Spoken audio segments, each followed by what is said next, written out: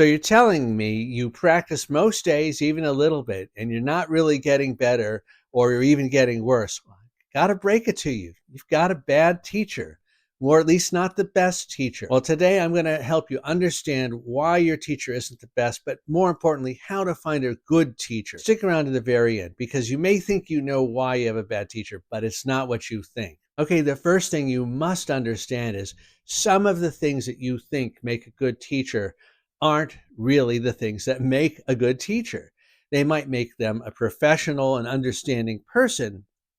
For example, an encouraging teacher.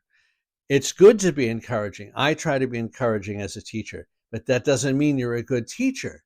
If someone isn't doing well and you say, that's okay, you'll be fine, you can do it, and all those nice sounding words and phrases, that's not going to necessarily help. It's a good part to have of your personality, but it doesn't necessarily make you a really good teacher. And another part to this is a sympathetic teacher. Some students like to say, well, I've had a hard week and this has happened and that has happened. And those can be very valid concerns. And yes, they can definitely affect how well you practice, how right your mind is, if you're involved with the music, and just how much work you get done.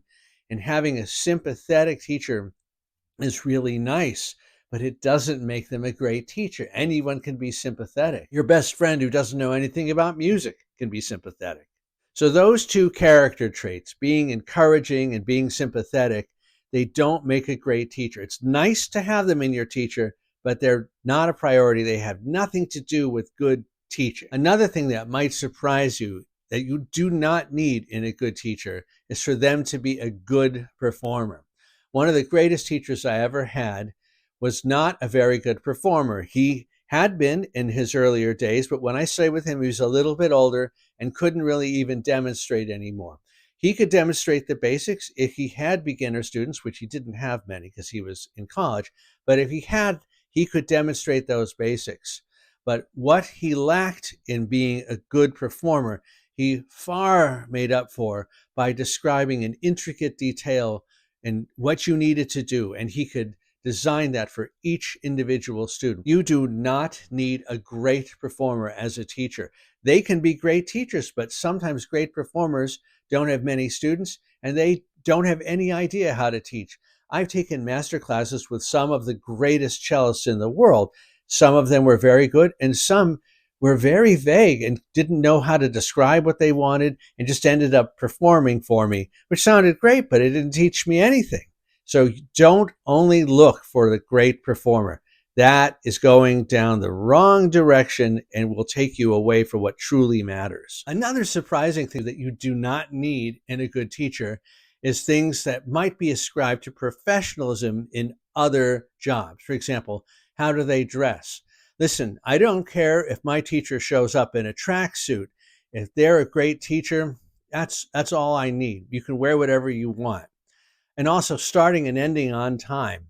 That's professional. You should do that if you're a teacher. You should expect that from your teacher, but it does not make a great teacher. I've had a student complain to me because we started 2 minutes late. 2 minutes late, and they wanted me to be sure to go 2 minutes late, and they were looking at their phone to make sure. Missing the point completely. Being professional is important, but that is not what makes a great teacher. So forget about that stuff. So those were some examples of many things that people think make a great teacher and really have almost nothing to do with it. So now I'm going to tell you what you need to look for in a great teacher. More importantly than almost anything, an excellent teacher teaches you how to listen and how to hear, meaning how to hear the difference in tone quality, in slight variations in tempo, in timing, in articulation, in vibrato, in the way your sound mixes with someone else's, in how your sound fits into the style.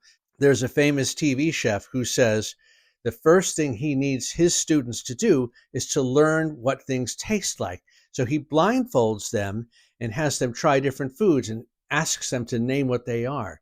It's the same thing here.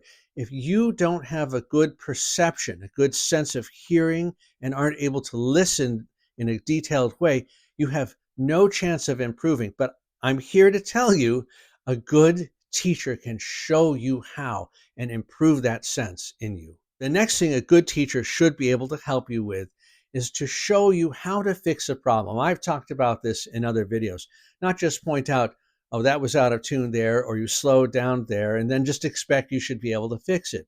Even with advanced students, you can still help them to show them how to fix that problem.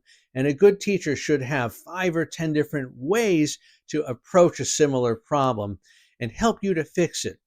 And that's really important, not just to point out where you've made a mistake. You can hear that. And if you're getting better and better at listening and hearing, you will be able to know where you made a mistake. But a good teacher has to be able to help you to know how to fix something in more than at least 2 or 3 ways. But the final thing you want to look for, and I would ask of any new teacher you sign up with, is to say, can you show me how to practice? So many teachers just don't teach students how to practice. They think it's good enough to say, you've made a mistake here. And then they say what? They say, go home. But an excellent teacher should be able to show you how to practice. As a teacher, I think it's incredibly important for me to show my students how to organize their time to be as efficiently as possible. I did a video on this. Don't just practice hard or smart, practice efficiently. That's the job of a good teacher. When you sign up for a new teacher, the first thing you should ask is, can you tell me how to practice and be more efficient? Sometimes teachers can do this, but they just don't do it. But you have the right to ask for that from your teacher, because without it, even if you know how to fix problems, even if your hearing is really good, and those 2 things, I can't stress enough, are really important. But even if those 2 things are good, you could still be wildly inefficient in your practicing. And a good teacher can help you with that. So ask for it. So I hope you'll take this to heart. Remember, the things that you often think of are aspects of a good teacher have nothing to do with it, or have very little to do with it. They're just aspects of being a professional person.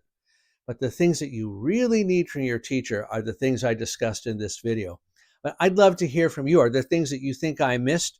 Please put them down in the comments. And please don't forget to like, subscribe, and share with a friend. And remember, now you can become a member of the channel. You can sign up below as well. Thanks so much, and I'll see you in the next one. Bye-bye.